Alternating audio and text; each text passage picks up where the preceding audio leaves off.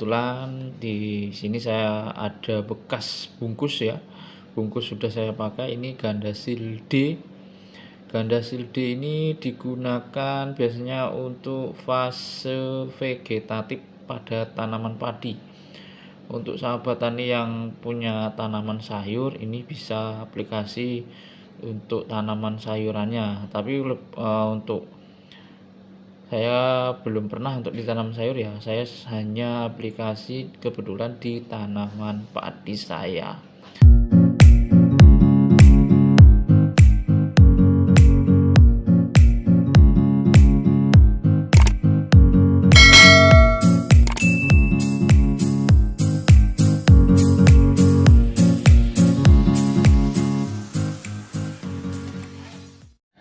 Oke, sahabat trail dimanapun Anda berada, salam sejahtera buat kita semua. Salam sehat, salam satu lumpur.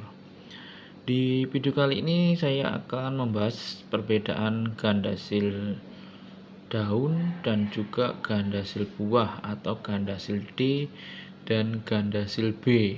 Nah, apa saja kandungan di dalam gandasil ini, kenapa sama-sama gandasil tapi berbeda, ada yang D dan juga ada yang B. Nah, sebelumnya kita juga harus pahami dulu apa saja yang terkandung di dalamnya. Nah, kebetulan di sini saya ada bekas bungkus ya. Bungkus sudah saya pakai, ini Gandasil D. Gandasil D ini digunakan biasanya untuk fase vegetatif pada tanaman padi. Untuk sahabat tani yang punya tanaman sayur, ini bisa aplikasi untuk tanaman sayurannya. Tapi untuk saya belum pernah untuk ditanam sayur ya. Saya hanya aplikasi kebetulan di tanaman padi saya. Nah, untuk kandungannya ini NPK 20 15 15. Jadi kandungannya tetap ya, di dalamnya itu nitrogen, fosfat dan kalium. Jadi kandungan NPK bukan mono kalium fosfat atau apa ya, tapi memang NPK 20 15 MgO, sulfur dan zinc, dan mengandung kandungan mikro atau unsur mikro itu ya. Itu untuk yang D, untuk fase vegetatif. Nah, ini untuk fase generatif, peruntukannya biasanya untuk digunakan fase generatif atau fase pembuahan atau pengisian malai, sahabat tani. Ini sahabat tani bisa lihat ya.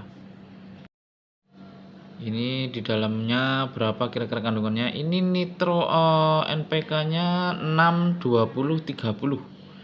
Jadi nitrogennya 6, fosfatnya 20, kaliumnya 30%. Ini cukup tinggi ya.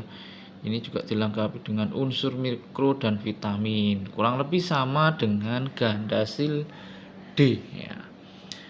Nah, untuk aplikasi, apakah keduanya ini bisa dari awal? Bisa, sahabat. Jadi kalau sahabat tani ingin aplikasi keduanya dari awal, ditambah lagi dengan Ultra Adapt, ditambah lagi dengan KCL cair, ini sahabat tani untuk dosisnya sendiri itu per tangki 16 liter, 1 sendok tinggi, 1 sendok tinggi. Nanti ditambah lagi ketika tanaman kita sudah pertumbuhannya udah bagus atau batang tanaman kita udah mulai besar ya pertumbuhannya. Nah, ketika kita aplikasi bersamaan, apakah tidak mengganggu pertumbuhan walaupun dia itu gandasil buah atau untuk fase generatif? Enggak, sahabat. Jadi nitrogen, fosfat dan kalium itu ya, nitrogen itu sendiri untuk menghijaukan daun ya, fosfatnya itu untuk perakaran, dan kaliumnya itu untuk batang lebih kokoh dan juga lebih tahan dari hama dan penyakit. Nah, kalau kita aplikasi dari awal ini seperti yang saya sampaikan tadi, yaitu ada KCL cair, ada gandasil D, ada gandasil B, ada juga MKP gitu ya, Ultradap ya. Nah, itu semua dibutuhkan gitu loh sahabat tani. Nggak ada yang sia-sia walaupun walaupun untuk fase generatif atau fase vegetatif nggak masalah. Jadi kalau kita aplikasi bersamaan, unsur-unsur yang ada di dalam pupuk itu seperti NPK-nya itu memang dibutuhkan gitu loh. Jadi nggak masalah ketika kita aplikasi bersamaan. Begitu, karena fungsinya ya nyaris sama. Memang kalau untuk fase vegetatif dia ureanya lebih tinggi kan begitu. Sedangkan untuk fase generatif ureanya atau nitrogennya itu rendah. Nah, ketika kita aplikasi bersamaan dari awal sampai akhir, gandasil daun ini juga melengkapi gitu loh. Melengkapi hanya apa? Membuat tanaman kita hijau, tanaman kita itu tetap stabil dan tetap terjaga gitu. Karena apa? Kalau saya pribadi ketimbang saya harus menggunakan urea berlebih dan juga KCl tabur dan juga fosfat tabur, itu saya lebih fokus ke NPK saja. Jadi NPK Ponska ini saya aplikasi ya. Nah, untuk mencukupi, karena kan NPK Ponska ini kandungannya kecil ya.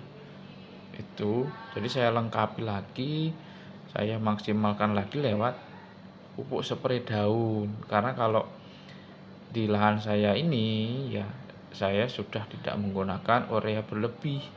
Karena apa? Untuk jangka panjang itu kurang bagus dan juga lebih ke budget sih sebenarnya. Kalau yang biasanya saya dapat tani mungkin kalau mau uji coba biasanya penggunaan urea per hektar itu 3 sampai 2 sampai 3 sak, sahabat tani bisa coba untuk 1 sak saja. Nanti untuk kandungan N-nya aplikasi bisa dari sahabat tani dapatkan dari gandasil D, gandasil B dan juga ultradap ya. Begitu. Nah, itu ya untuk fosfatnya sendiri itu sahabat tani dapat dari dari masing-masing ini juga kalau kita aplikasi bersamaan sudah menjadi tinggi. Karena apa? Kalau fosfat tabur yang kita aplikasi itu prosesnya sangat panjang gitu. Lama proses penyerapannya dan juga begitu juga dengan KCl gitu loh. Karena kalau kita mengaplikasikan pupuk tabur ini sedangkan kondisi lahan kita itu asam atau pH tanah kita ini rendah, itu juga tidak mampu diserap sempurna oleh tanaman, seolah-olah apa yang kita aplikasi itu sia-sia gitu loh. Nah, beda dengan kita aplikasi pupuk yang memang pupuk yang spray lewat daun gitu, jadi penggunaan lebih efektif dan juga budget yang kita keluarkan itu sangat minim. Nah, itu ya. Jadi kalau di lahan saya ini saya sudah hanya menggunakan NPK Ponska ya. Tapi NPK Ponskanya itu saya beri sedikit Mutiara atau NPK 1619. Nah, untuk lahan 1250 meter persegi saya hanya menggunakan 10 kilo urea untuk di awal saja. Nah, itu ya sahabat ya. Semoga bermanfaat ya. Nanti kita sambung di part 2 lagi. Kalau ada pertanyaan bisa sampaikan di kolom komentar ya. Terima kasih buat sahabat-sahabat yang sudah berkunjung. Semoga berlanjut subscribe ya. Bagikan video ini ke sahabat-sahabat taninya agar sahabat-sahabat taninya lebih paham dan bisa mengurangi penggunaan urea untuk menjaga kondisi lahannya tetap stabil pH-nya. Sekian dan terima kasih. Salam sehat, salam satu lumpur, Istimewir.